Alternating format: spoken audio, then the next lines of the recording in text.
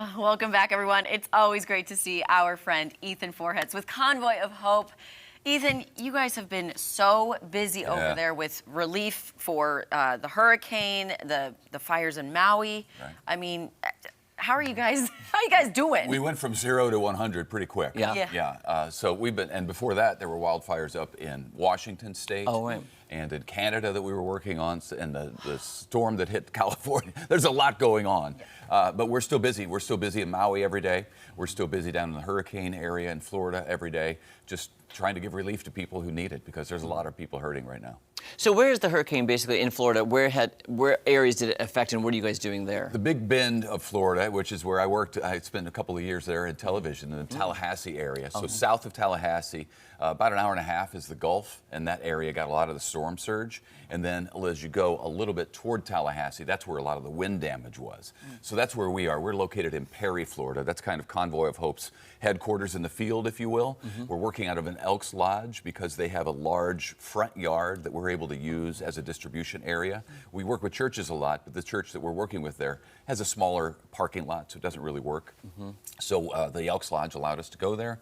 So that's where we're doing the supply, the drive-through distribution. There, you see it, the big horseshoe parking lot. We're out in the field there, just delivering supply to people, and people lined up for hours to get this supply. All around there, what we see are trees down, a lot of tree damage, big oak trees and big pine trees down on houses there. And it's a very rural area, and it's a lower income area, so the people are struggling to get back on their feet. It's going to be a while. That's so It's sad. always like Mother Nature kind of knows how to pinpoint those underserved areas, maybe not as fortunate. And you know, it's really strange that this is the most powerful hurricane that's ever hit that area in anybody's lifetime, more than 100 years. Wow. And fortunately, it didn't end up being as powerful as they thought. It could have been a lot worse, so we're grateful that it wasn't as bad as it could have been. Yeah.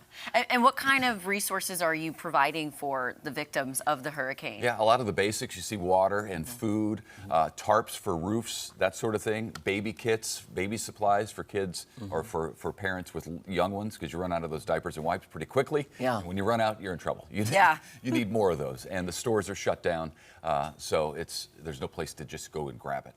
Do you have any updates on Maui? Because we hear a lot about that in the news and on social media, because it's such a... Seeing those images is heartbreaking. It is heartbreaking. I mean, if you've ever been to Lahaina, you know that area, and we were there a few years ago, and to see it now, just gone. It's all gone. So many people there have not only lost loved ones, they've lost their houses, but their entire town is gone. Nothing that they remember is there anymore. It's mind-boggling to think about.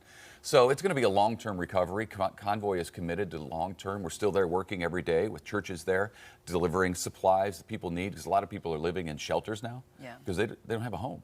Part of what we're doing long-term is working to build tiny houses for people to help them quickly get back on their feet and begin to live life normally before they can get a bigger house rebuilt.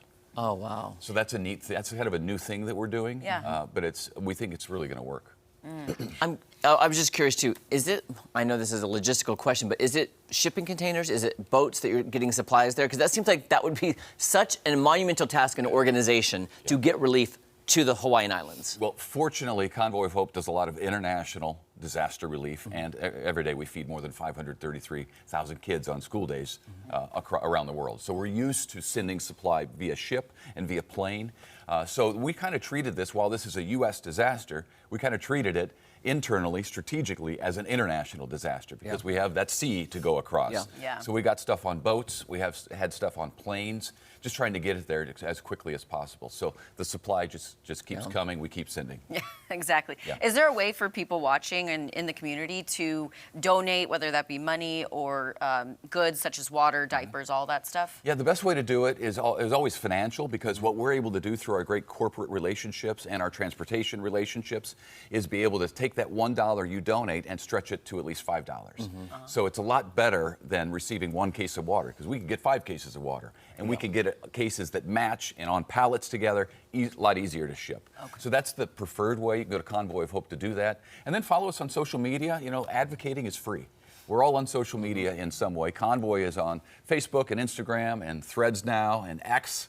Twitter. Yeah, I know. I still Whoa. can't call it X. It's hard to say. It is tough. Yeah. And LinkedIn and YouTube, we're on all those platforms with just daily updates about what we're doing in different places. So you can follow along there. And then who knows, maybe you have a rich uncle somewhere that's looking for a great organization to donate to, and you could introduce him to Convoy of Hope. Yes. Also, quickly, shout out to your amazing team. We were there a couple months ago for our Founders Day of Caring. Yes, that was and we great. were volunteering and filling these bags. And just to see the work, the tireless efforts from your team, the volunteers, the employees, what they're doing, it was eye-opening to see it firsthand. You hear about it, but then when you see it, totally different experience. Yeah, it was so great to have your group there from the TV station, both TV stations there, to spend a whole day working, volunteering, being part of the community. So thank you for doing that.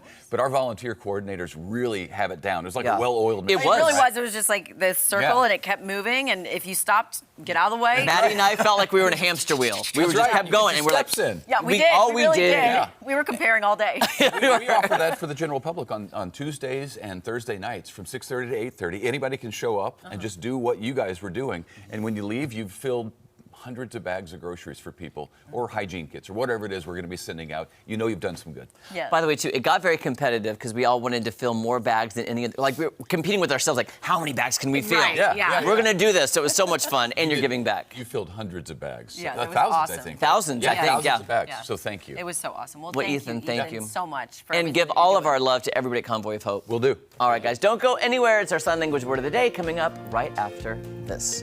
Yeah, it was a, you're right, well-oiled machine.